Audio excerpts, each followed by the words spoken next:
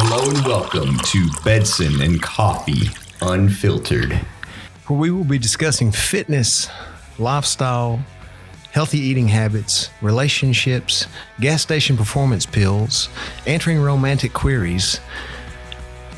You have anything else, Tyler? Is there anything? Do you need help with anything right now? Because I feel like I'm in a position where I can help you with it. I mean, and everything else that we come across as we go. But you know what it's going to be, right? It's going to be unfiltered. All right. Today we've got Benquil Maroney. He's a IFBB Pro Men's Physique, multiple-time Olympian and coach for Team Pro Ops. Currently residing. You're in Florida still, aren't you? I know. Yes, sir. We in Tampa, Florida. He's in Tampa, Florida now. He used to be in Kentucky. I've known him for, almost 10 years, I feel like. I've known, since he started bodybuilding. Wow.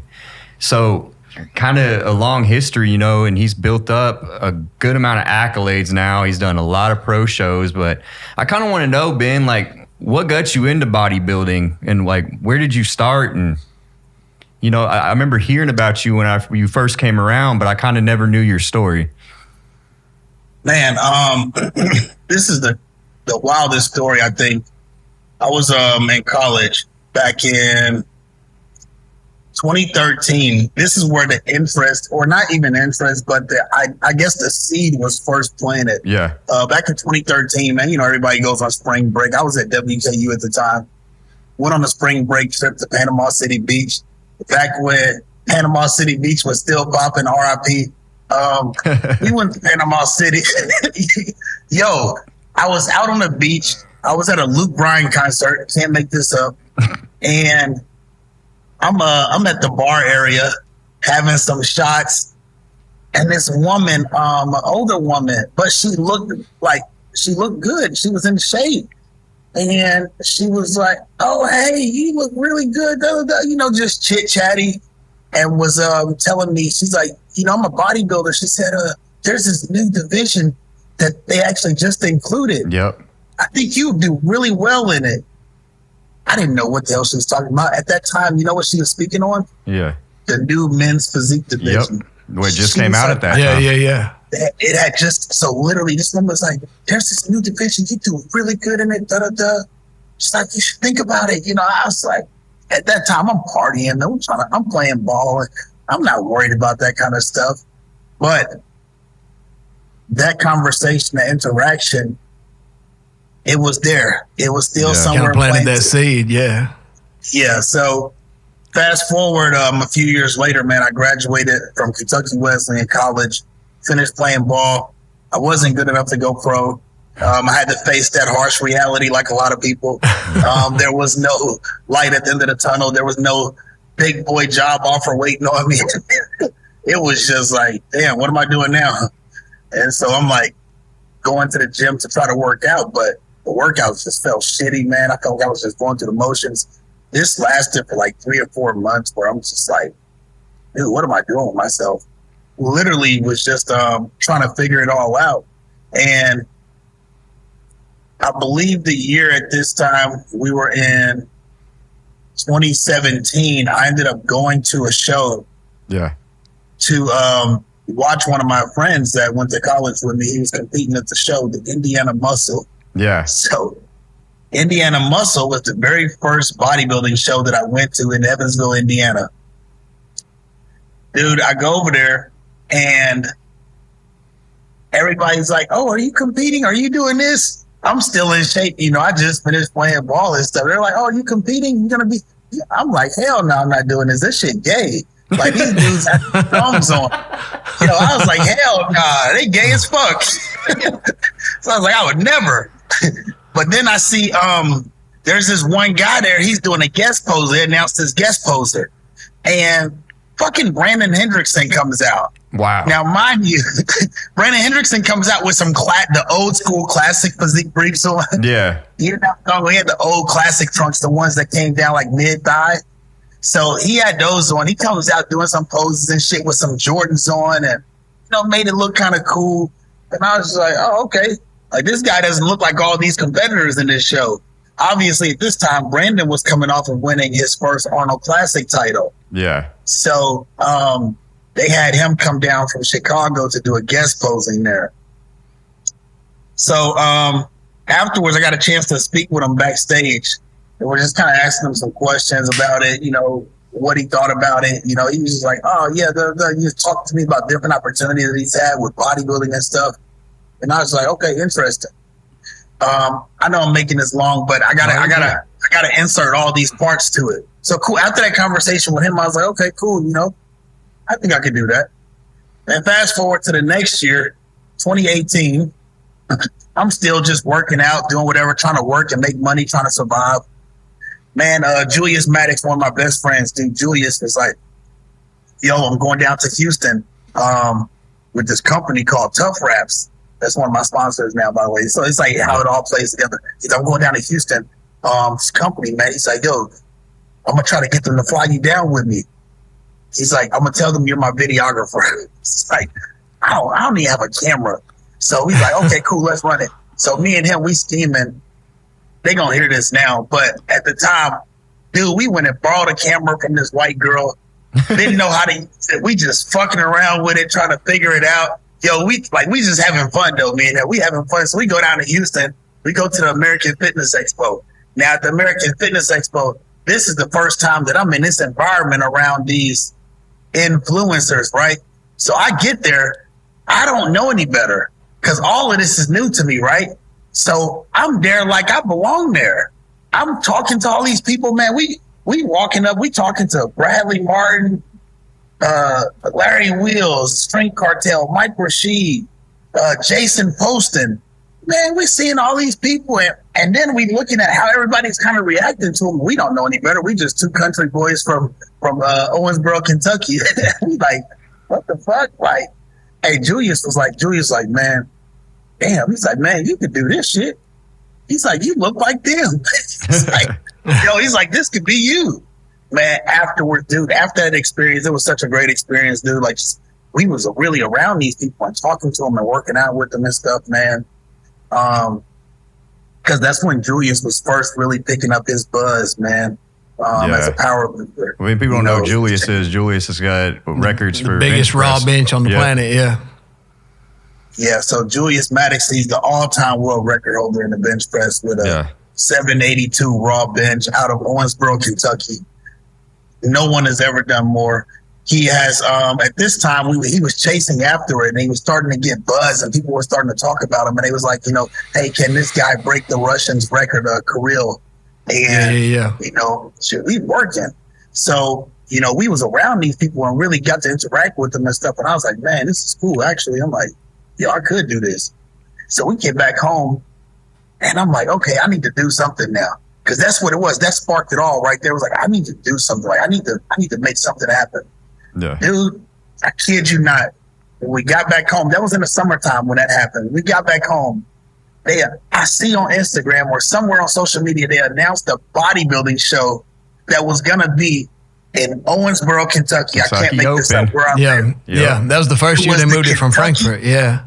The Kentucky Open Kentucky State Show. So what's the backstory of that, Tyler? They had tore down the convention center there in Frankfurt? Yeah, and he had to move it to, and that ended up being a disaster. Actually, he never brought it back there because of money they tried to charge him for paper towels and whatnot. Yeah, it was crazy. The city just botched that opportunity, just blew it. Because at that time in Owensboro, we had just built this brand new convention center right there on the riverfront. They didn't know what to do with it. It was so new. And next thing you know, they announced this bodybuilding show for it. And I'm like, man, so I think I'm going to do that. So I actually start talking with the guy. He was the owner of the gym, Iron Edge Gym. Shane, he's the manager of it. I start talking to Shane. He's like, yo, I said, let's do a prep, man. Let's do this show together. So we start prepping for it. Man, like halfway through, I'm like, Shane, how's it going? How you doing? He done backed out on me. I was like, oh, man. So I was like, I'm still going to do it. At this time, bro, I'm just like winging it, right? Yeah. I'm self-coaching myself. I'm watching YouTube videos every single night. I'm like, I'm trying to learn how to pose. I'm looking at different things, like just trying to copy and mimic what other people are doing.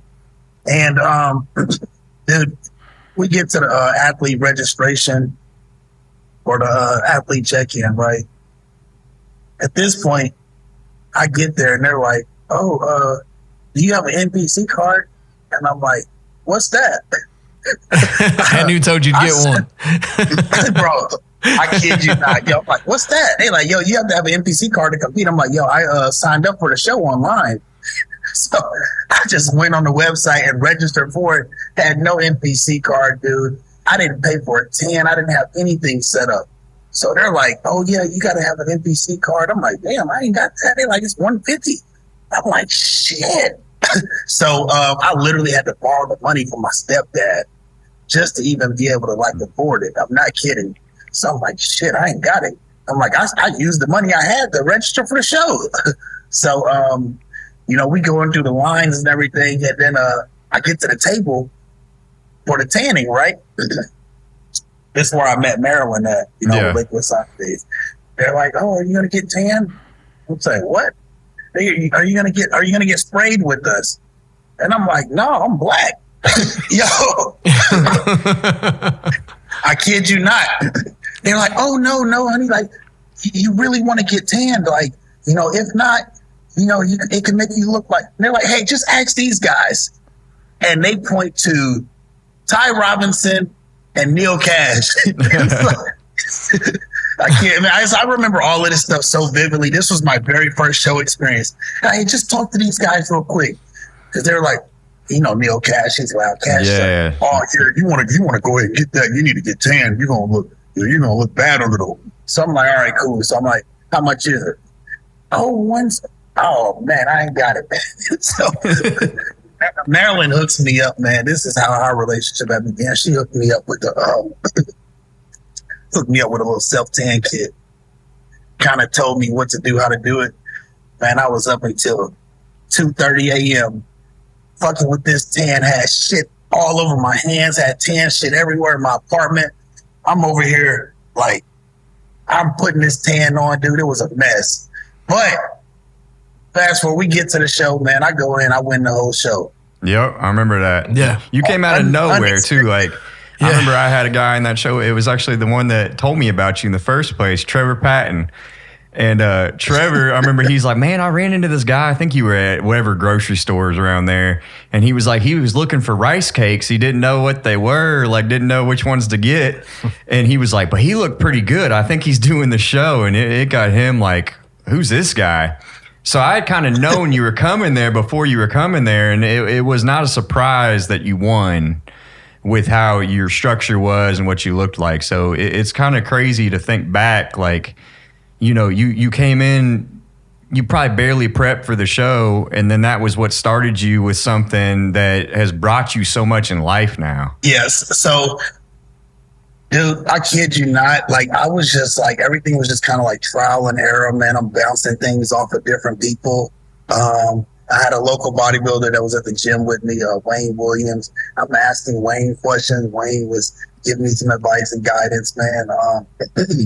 So I get to the show. The show ends, and I'm leaving. I'm about to leave the show, and as I'm leaving, dude, I got 6 trophies, 6 big trophies, and I'm leaving with these trophies, and I'm trying to keep carrying them out, carry all my stuff out, and the judges come up to me and talk to me. It's Jimmy and Monica. Yeah. First time I had met them. First time I'd ever interacted with them. They're like, "Hey man, congratulations." Pretty much was just like, "We don't know who you are, but shit, you look really good. We think you got a lot of potential. Think you got potential to go pro." And I heard that word right there, pro, and I was like, like, what do you mean?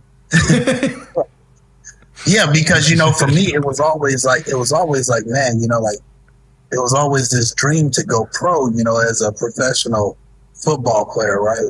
It was like, pro is the goal. And it was like, I heard this word pro now. I heard that, and I was just like, boom, right there. It was just like, I'm listening. Like, now I'm listening. And Jimmy starts talking about, the look and things that you can do to improve and how you can get there. And I'm taking it all in. And right afterwards, I'm like, okay, got it. Literally everything's just plugged into my brain. So I get back to the gym afterwards, man. I'm just fired up now. I wasn't going to do it again. that was just like going to be this one-off thing where I was going to go in and do this show, but I had no desire to continue to do it or anything like that. I remember seeing you in 2018 when they first moved the venue. So in the last year they had it in Frankfurt was 17, and I took overall there. And then the next year I'm watching, I'm like, man, this guy's got a ton of potential, man. I seen your structure. I was like, yeah, this guy's, I didn't know who you were. I didn't realize it was your first show. So it's interesting hearing you say all this. But I remember seeing it and I'm like, dude, this guy's got a ton of potential, man. His structure is great. And then of course, seeing you in passing and stuff and getting to chit chat and stuff, but seeing, how far you've took that, it's very impressive, man. But I remember seeing in 18, I remember up there, I was like, dude, this guy can go a long, long way. It's crazy because when I was prepping for the show, I was seeing you, because you were plastered all over the flyers. So I was like, the whole time I was prepping, I was like, I got to beat this guy. I appreciate that. Yeah. I was like, I got to beat that guy. I'm pretty sure he's going to do it. I didn't know any better, but I was like, I'm pretty sure he's going to do it. They got him on the flyer. So he's coming back. I got to get this guy. So I'm like, I got to beat this guy. That's what I was thinking the whole time. I got to beat this guy. Yeah. And then there was actually another kid, Dion, who was supposed to do the show. And I was like, yeah, I got to beat him too. So it was like, I got to beat these two guys right here. I was already kind of like thinking about it. Dion ended up not doing the show. You didn't do the show. So now that gets to the part of what really got me fired up though. So afterwards, man, I got people start DMing me, right? And they're like, yo, man, everybody's been talking about you. People talking about you. They're like, oh man, He's not like that. He's not that good. There was nobody at the show. It was a weak show. Man, I started hearing this shit. I got fired up. So then I'm like, okay, cool. I'm going to show these guys. Like, I'm going to show all of them. So then that's when I was like, that's when I started saying, okay, I'm going to show them, I'm just going to work. And I started saying, who not working? And you see I hashtagged it on everything, because that right there was just me with this fired up attitude of like, just being pissed off, and I'm like, I'm gonna show you guys. I'm gonna prove you wrong. Using it, yeah. That's what you got to do. And it was like, I heard the talk, man. I heard it. I didn't say anything publicly. I just literally just worked, and I said, I'm gonna show it through my work. And dude, I'm just grinding away. By the way, I was a natural athlete when I did that very first show.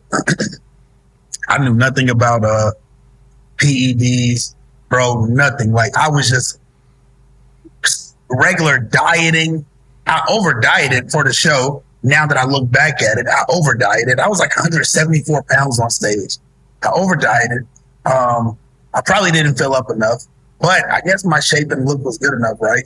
But afterwards, man, I started working, and the guys are like, yo, you should do this, you should do that. And I hopped on a cycle of testosterone. I don't know what we allowed to talk about on here, but talk about anything you like. Yeah, you good. I got you. So I mean, if we gonna talk about it, I'm just gonna tell the story, because I ain't never really seen it out there. Go ahead. So, man, I hopped on a cycle of testosterone, and I was taking like 250 a week, dude. Next thing you know, like everything just started looking different. Like, my weight started going up. I'm starting to see roundness and shape that I've never seen before. My strength is shooting up through the roof. I'm feeling really good. I'm like, damn. Like every fucking week, I'm just seeing these crazy changes. Somebody hit me up, was like, hey, there's a seminar in Northern Kentucky. You should really go to it. It's Gary Udit. Gary Udit's hosting it. I don't know who Gary Udit is. Never heard of him before. They're like, it's a really good opportunity to be in front of him. You definitely want to go to it. So that was beginning of 2019, Tyler, if you remember that. Yeah. It was up in Covington, Kentucky, right? Yep. We go up there to the seminar, and in front of the whole group, Gary Udit pulls me out. And he has me doing poses and stuff in front of everyone. I'll never forget this moment. And he's just like, look at this guy. He looks really good. And okay, do a front pose. And I do a pose. And he's like, okay, this looks good, right? But what if he did this? And Gary just kind of, he's like, okay, do this. Turn your hips a little bit more. Okay, now open up more.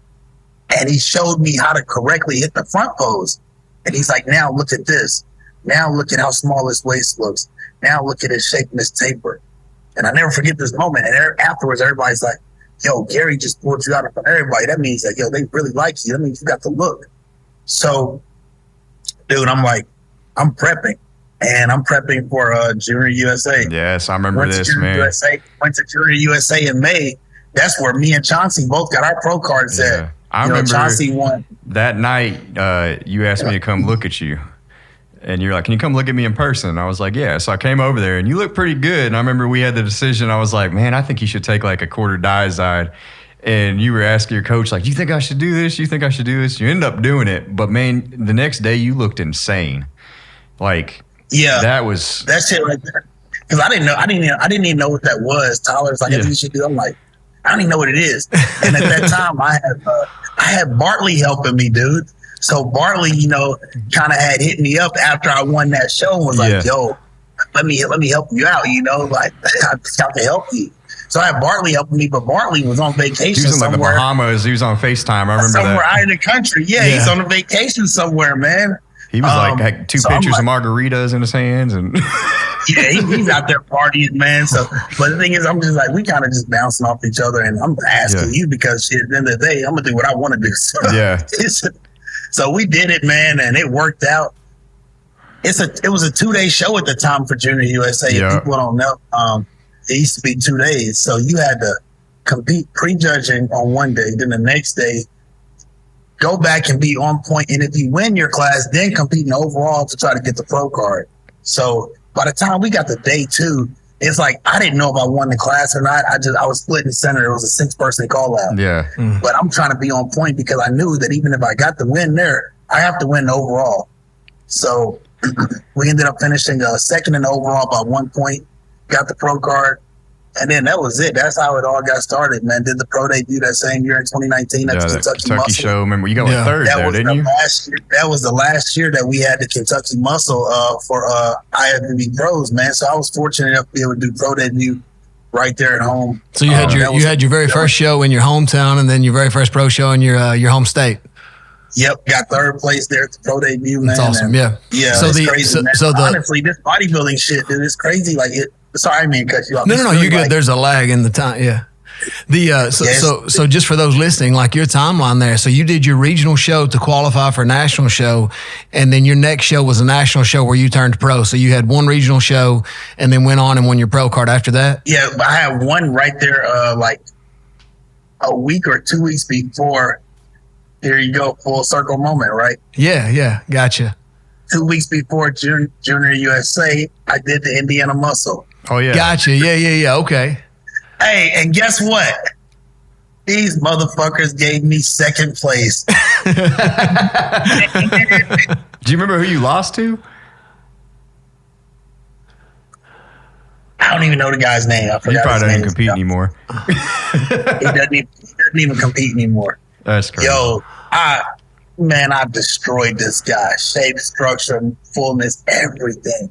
And I literally was told by one of the judges that pretty much you don't need to compete on a regional stage anymore. I was knocked for, I guess, looking too developed or whatever it was, but they just pretty much said, listen, I don't agree with what happened, but pretty much you don't ever need to compete on a regional stage ever again. You're far past that. Like, go do your national show, but don't compete in any more local shows, regional shows.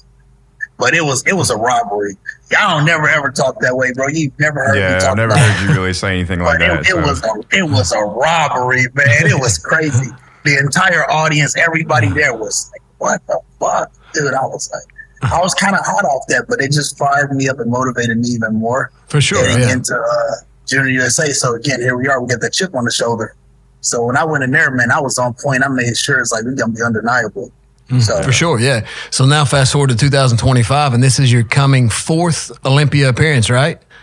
Yeah. Incredible, yeah. So and then you've improved your placing each year, correct?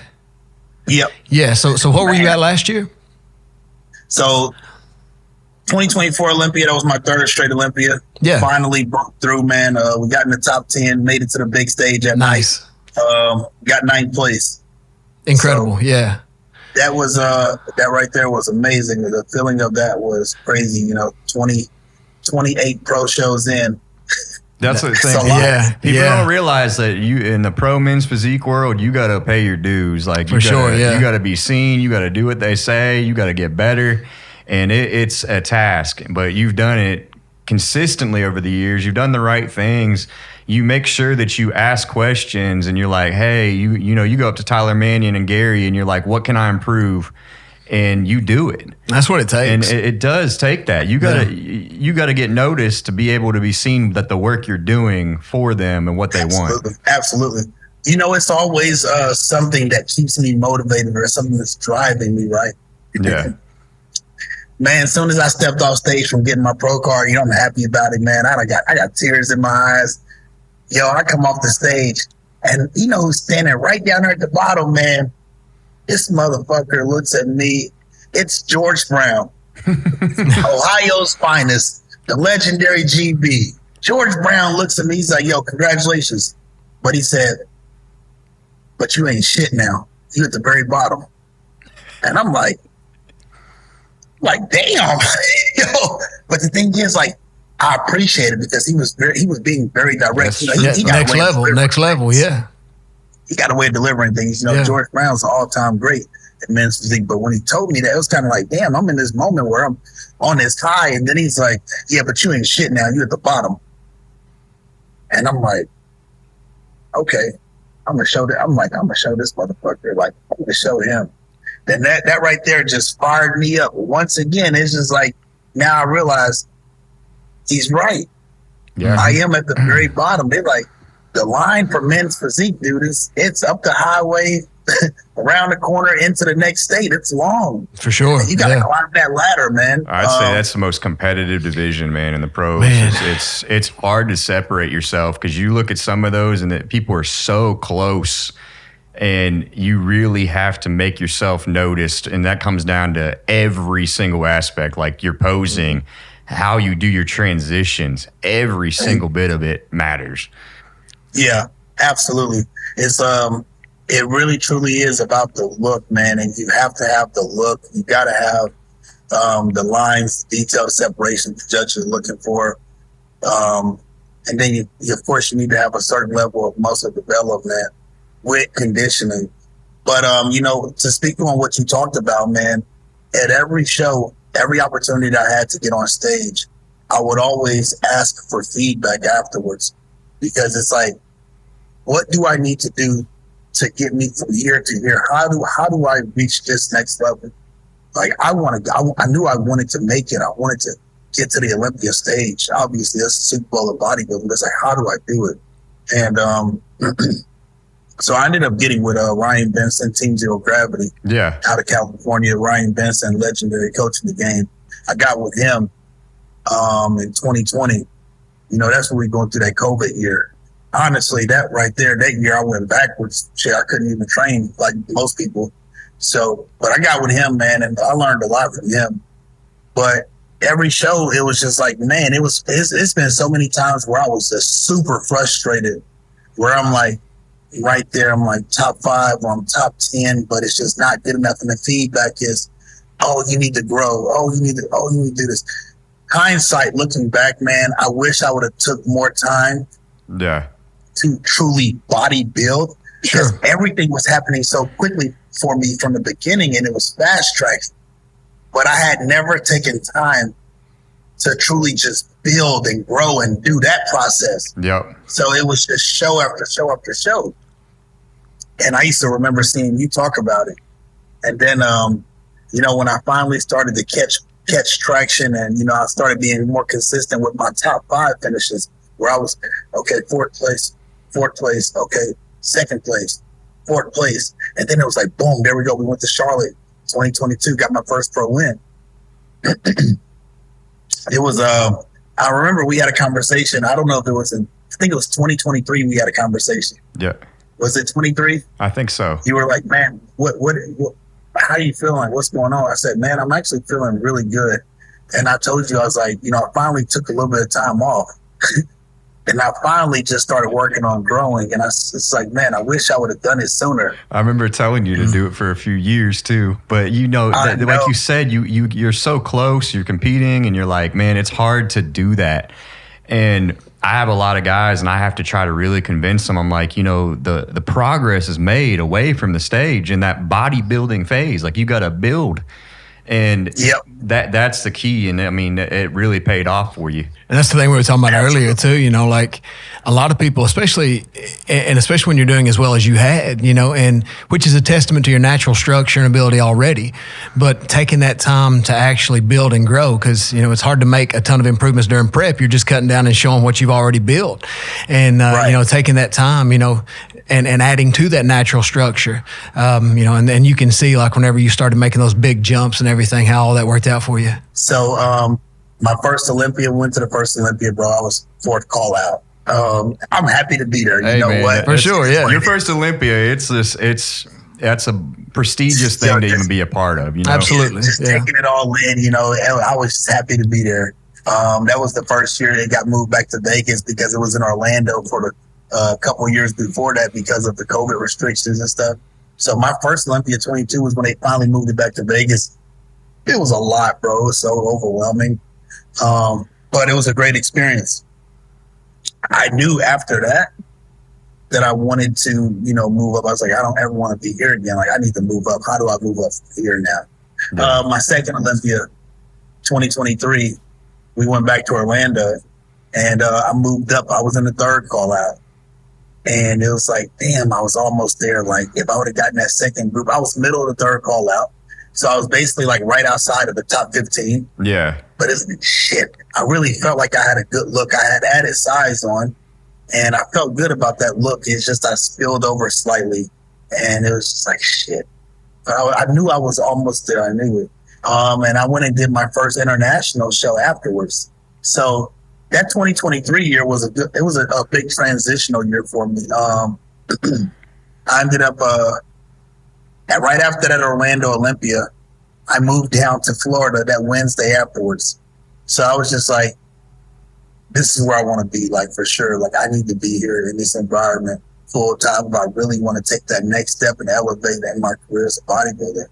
And so, you know, I moved down on that Wednesday. And then I'm sitting over here, I'm unpacking and stuff, and I'm looking, and I see the show, the Shawu Classic in India. Yeah. I'm like, you know what? I'm going to go to India. Bro, I went out, 22-hour flight. Went out, did my first international show and got the fucking win. And now this was the first time that I had got an early Olympia qualification. So now that allowed me to, by the way, that was the best bodybuilding experience that I've ever had. Really? Like, as a bodybuilder, that was the greatest experience. That opportunity to go out there to experience this different culture, to meet all these people, man, the nicest people that I've ever met. Everybody was so kind and welcoming. People that had nothing, man, literally just the nicest people. And it was a humbling experience, man. I really wish I could have done more while I was there, just to try to be able to help or something. But, you know, I definitely want to make my way back out there. India is a great experience. I recommend anybody if they have a chance to go out there. But I come back home, and now it's like, damn, I'm qualified for the Olympia. We're still in 23. I'm qualified for the 24 Olympia. Got all kinds of time now, yeah. So now, you know, my priority and my focus shifted. It's like, I need to truly use this time to build and grow so that I can get into that top 15. And it was also a time for me to be able to truly focus on business, to build up my coaching business and to do what I want to do with that. And I spent a lot of time just traveling throughout that 23 year, man, show after show after show, or 24 years traveling to shows. And, you know, everything paid off. Business took off how I wanted it to. Being down here in Florida really helped. And then we got to Olympia, man, and shit, we nailed it. Yeah. Nailed it at the Olympia, man, got in the top 10. And then right before the Olympia, 2 weeks before, I did Daytona Pro, which qualified me for this year's Olympia. So I was essentially, I qualified early with like the second qualification show for this window. So I'm already qualified for the my fourth straight Olympia, the 2025 Olympia. I've been taking time off again to focus on business and then to focus on growing. But this time it was more so, let me make sure that I utilize my time to really grow. Last year was a lot into the business, probably neglected myself a bit too much. This time it was like, I think I can win it this year. Yeah. And so everything now, it's like, yo, I'm in the 10. That means, yo, I'm right there. Shit, Ryan Terry went from 7th place to 1st place. I'm just like, if I'm in there, they see me, they love my look. And they just said, all you need to do is just add a little bit more here. I'm like, you know what? I could really do this shit. And so when I got in that top 10, dude, everything shifted for me. My mentality shifted. It was like, I really am right there, you know, with the best guys in the world. And I'm competing with them. But I said, I could beat them. And so now, man, for me, I've added on size. I feel really good. I'm healthy. I'm looking forward to this year's Olympia. I truly believe that I can win it now. Man, Ben, you said your first show, you were what, 175? Was that 174. Right? 174. Yeah, okay. What was your most recent stage weight? At the Olympia, I was at 197. Shit. Mm-hmm. So you put on 20 pounds of straight, pure muscle. The stage weight. That's crazy. Yeah. Yeah. Yeah. Actually, yeah. So, and that was 197 completely peeled down. It's funny you asked about the weight because when I turned pro at Junior USA, I was 195. Yeah. Mm. But it looked a lot different. Oh, for sure. I wasn't in shape all the way. You know what? But I was full and round that had, you know, everything looked good. And that was good enough for that. But I didn't have the same muscle that I have now. Mm-hmm. Yeah. It looks a lot different. The muscle maturity looks different now, right? Yeah. The texture of the muscle it's looks just doing different. It from time, man. That's what I have to tell a lot of people. Yep. Muscle maturity takes time. You got to building that density and that hardness, yeah. You ain't just going to go up there. That's why you see a lot of newer competitors and they look a little softer on stage or they don't really have that development or those striations, but there's not really the muscle to push against the skin to show that detail. Mm-hmm. So you got to build that over time. Yep, and that takes what, you know, we got to keep on hammering away at it. Yep. To build that hard, dense muscle, you know, you got to just keep hammering away, drilling it. And the same way that you build that muscle, you got to maintain the same training intensity. Exactly to be able right. to sustain it, to hold on to it. How do you come off cycle and go through a health phase without losing any muscle tissue? Your mentality has to be there. Train hard. Intensity has to be the same across the board. Yeah. Yep. You got to train hard as fuck. You got to continue to push the food. Your intensity with training has to be there. And that's a hard thing to do. The hardest thing that I've learned from bodybuilding, for me, the hardest thing, the most challenging part of it for me has been eating. Yep. Mm-hmm. It's hard for me to eat. Yeah, I was the same way, man. It took me to put on the size I had to for my height and stature. It took me so much. It was like miserable. It's miserable, dude. And when you got to wake up and do it over and over and it's over. Like a job, full-time job. And you're force feeding meal after meal after meal, dude. That takes so much. Like, yo, that's where mentally, dude, you gotta be on it. But it's not easy. It's not an easy thing to do. And to do it in a clean way. Anybody can do the old dirty bulk and then just eating shit, but you're gonna look like shit. Yeah, and you look like you eat that way. That's the biggest thing I see is people that'll start subbing their chicken and rice meals for a burger and fry, you know, once a day, and then all of a sudden they wonder why their physique gets so out of shape, and then it's just more fat to lose. Exactly. Yeah. Absolutely. And then when you got more fat at your starting point and trying to start prep with 30 pounds of body fat on them, well, you're going to stress your body out just trying to get down. Yep. And by the time you get down to a decent body composition, your body's going to be run down. It's going to stop responding. You're just setting yourself up for more work later. Like people think it's, I'm gaining weight faster, but it's, nah, man, you're going to have to cut out of this bulk sooner because you're getting too fat. And then that's way more work on the back end of it. So I've really prioritized trying to maintain a leaner body composition. Absolutely. During my off seasons. So that prep is not super hard or stressful on my body. Yeah, you'll respond better throughout too. Absolutely. And then I'm able to eat more food throughout prep. The body responds better to it. I'm doing less cardio throughout prep. Exactly. And it's just like, man, I can jump in prep at any time and get started and I'll be show ready or in shape within 10 to 12 weeks. Yes. You know, and I see people doing these, preps, man, like I've been in prep for 20 weeks. I've been in prep for 26 weeks. I'm like, what? It's like, no way.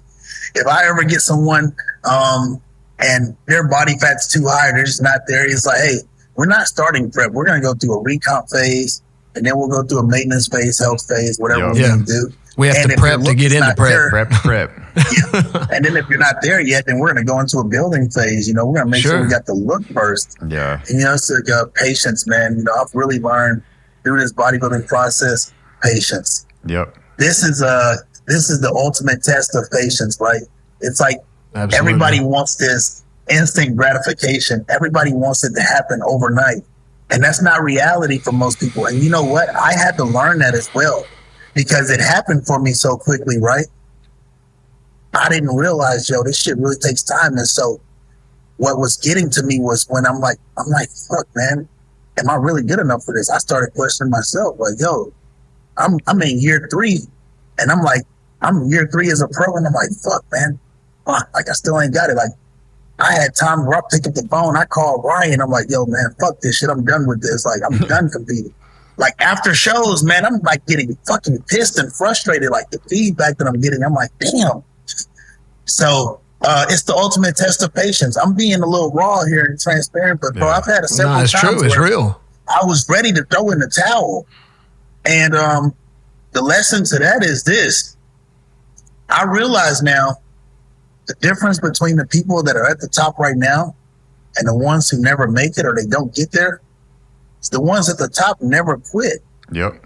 Dude, you know how many times they've lost, how many times, they didn't get to where they wanted to be, but they kept showing up. You will lose more than you will win in this sport. Yeah, that's the truth. Yeah, you can be the greatest bodybuilder in history and still have way more losses than wins because, there's 30 guys up there and only one guy can win. It's not like 2 teams, one wins, one loses. You got the best bodybuilders in the world and none of them have a winning record overall. Because it's just a tough sport, man. And it's, it is a sport over years. Even for somebody that takes off as quickly as you, to say that you've got so many people that think they're going to come out and immediately do a show, go pro, go to the Olympia and so on, and they've never had any taste of bodybuilding whatsoever. And it takes so long to do that and build that physique and so on. It does. So after 11 pro shows, when I first got my first pro win, I didn't think it would take that long. At this point, I'm 28 pro shows in. I've got 6 pro wins. That's a lot of times that I didn't win. Yeah, and you're one of the top 9 in your physique in your class in the world. And that's your record right now. So that tells everybody listening, like this is what it takes. You're not going to come out and just immediately start doing all these things. Like it takes all that work, and you've done it, and that's why you're there. You know how many people? I'm sure you guys have seen it over and over, right? Where you see a guy or a girl. Crazy potential, crazy shape. It's like, damn, they could be really good. And then they'll do 1 or 2 shows and they don't do well, then they just quit. Exactly. Right? Yep. It's like, man, it's so frustrating. Yeah. It's like, you gotta go through something. Like, you have to experience something, right? Yep. It can't just be easy. Progress is not always linear. It's seldom ever linear. Right? Yeah. It's almost never linear. It's not going to be like this. It's not going to be a straight line, dude. Yep. And honestly, all those dips are what really sets you up later. Yeah. Eli, you've had injuries. Tyler, you've had injuries, right? Yeah. It's like there's going to be certain things, bro, that's going to set you back. You're going to go through different seasons of life, man. You might get married and you know what? You're going to take some time away because you got to prioritize family or, you might. It's just different things, man. It's just, you got to be able to withstand everything and continue to be consistent and continue to show up, though. Yep. That's really what it comes down to, is that consistency over years. It's everybody's used to having everything right away and, doing what you can. Like even in those situations, whenever life happens or injuries or anything, it's like, okay, I can't do this on the level that I was 2 months ago, 3 months ago, or whatever, but I can do something. What can I do today that's going to help me move it closer to that goal? And always keeping that in mind. And look at you now, right? Yeah. You could have been one of those people that, you just felt sorry for yourself and you just gave up and quit. You just stopped working out, stopped training. You'd probably be obese right now, overweight. Yep. But, seriously, man, we see these things every single day with people where it's like they'll go through one tough patch, one tough stretch, and see them a few months later, and it's like, yo, what happened? They just can't handle it. Yeah. It's like, yo, what happened? Like, One thing we holy always shit. say is some people just don't want it that bad. And that's the facts. You know, it's your mental fortitude that can kind of separate most people. And, you know, me and you talk about this all the time with coaching because we have a lot of athletes, but some people have it, and some people, man, they just, you know, they break at the smallest inconvenience. Yeah. And they can't handle something so simple that they just completely fall off. And then others, you know, they'll go through hell and they'll continue and they'll get it done, and they don't quit. Life is 10% what happens to you, 90% how you deal with it. Yep. And everybody wants to blame the shit that happens to them, and very seldom take responsibility and accountability for how they fucking handle it. That's Absolutely. really what it comes down to. Yep. Yeah, absolutely, man. Yeah, Tyler, you know, we talked about with the clients, man, and stuff, you know, working. It's just like, dude, coaching full time. It can be draining. It man. can take It's a toll exhausting. on you, man. That's like, you know, I've been doing it over a decade now, and we still do very well. I still love doing what I do, but some of the shit I have dealt with has made me just be like, man, I fucking hate today. Like, this is not fun.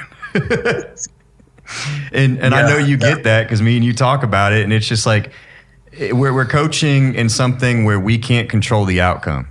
We can make somebody the best they possibly can be, and one person better can show up that day, and it just, you know, it ruins your day because you know all the work you put in. And then you have athletes, man. Some people just, you know, they break at the smallest thing, and they're just like, there's nothing you can really do about it. Yeah, and you know, you can't want it more than the athlete wants it. You know, it's what I've learned. Yep. But man, I'm a hard coach, man. Like, Yes. I push the shit out of my clients. And maybe too far, maybe too much, and I'm really passionate about it. I care, but I know at the same time, man, I'm a hard coach. I'm not for everybody, and The ones that can handle it do well, though. That's the flip side of the coin. You know? That's the true. flip side of the coin. Like when you have the ones that do, that makes it. Yeah. And there's a coach for everybody, man. Like, you know, your coaching style works very well. You obviously, like, there's been so many shows me and you have been at the same time, where we both have an overall winner, or we both have a pro card winner, and it's been a consistent thing for you. So, you know, nobody can really say anything about your coaching because, you know, majority of the time somebody's winning if they're doing what you say. Yeah. That's it. absolutely. Like I said, man, there's a coach for everybody, right? Yeah. Absolutely. And I'm honest. It's just like, man, I can't be the coach for everybody. I can't. Yeah. Well, I can't make everyone happy. I can't please everyone. Like, what I've realized, man, really- is I can get some people from A to Y, but sometimes they need something else to get them to Z. And that's just, you know, that's part of coaching. You got to get them as far as they can go. And I really help some people in their journeys as far as they can go. And then, you know, it's up to them to get to that next level. And sometimes they may need to get a little extra mental help or some extra help with that. It's on both sides. You know, it takes both people giving everything. You know. So Benquil, anyone that's looking to find out more about you, you know, want to follow you, see your upcoming events and your shows, and follow you into your Olympia prep, how can they find you on social media? so you guys can follow me on Instagram. It's at Benquil Pierre, BenquilPierre. You can find me on YouTube. Same thing. I'm gonna be documenting some of my prep this year. That'd be cool. On my That'd be YouTube great. channel. I need to start uploading more on there. I've been meaning to. I've tried to, and then I'll like do a couple uploads, and then it'll drop off because I'm just so busy, man. Trying to keep up with content. It's hard to make time for all of it. It is. Bro, It like is. literally, I've been traveling this first half of the year. I've been traveling like almost every weekend, so Yeah. Sure. it's hard, man. But yeah, you guys can find me on Instagram. You know, it's easy to reach me. My team page is Team Pro Ops. That's also there in my bio. But yeah, man, if anybody ever needs anything, has any questions, or wants to inquire about coaching, they can reach out to me. Yeah. Also, I wanted to point out something cool is Benquil was actually the first ever clinical labs athlete. Yeah. And he's still with us to this day.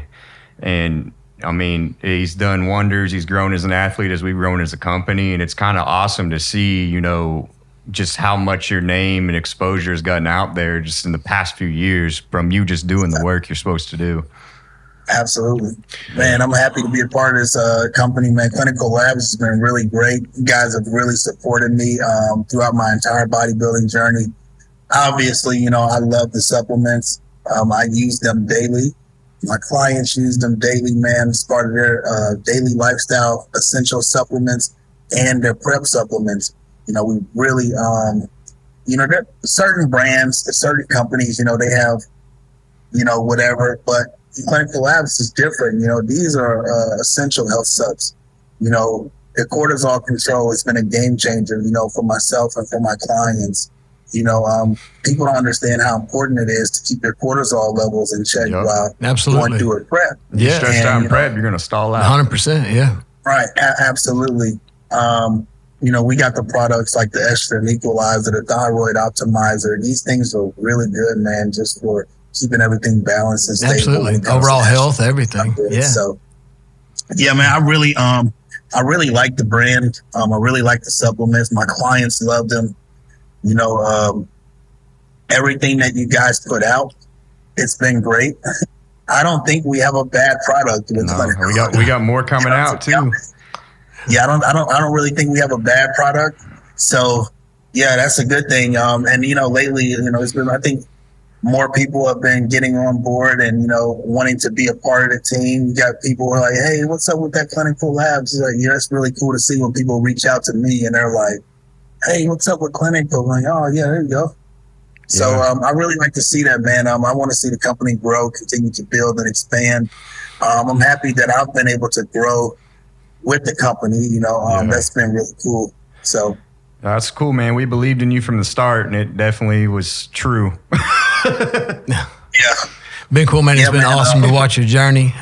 We'll certainly be following you through your prep for the Olympia and always supporting you. And thank you for making time today and being on, brother. Yeah, man, we're glad to have you. Man, I appreciate you guys. We 13 weeks out from the 2025 Mr. Olympia, and we're gonna win it.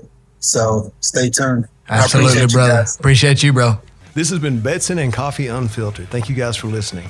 Make sure to go follow us on social media.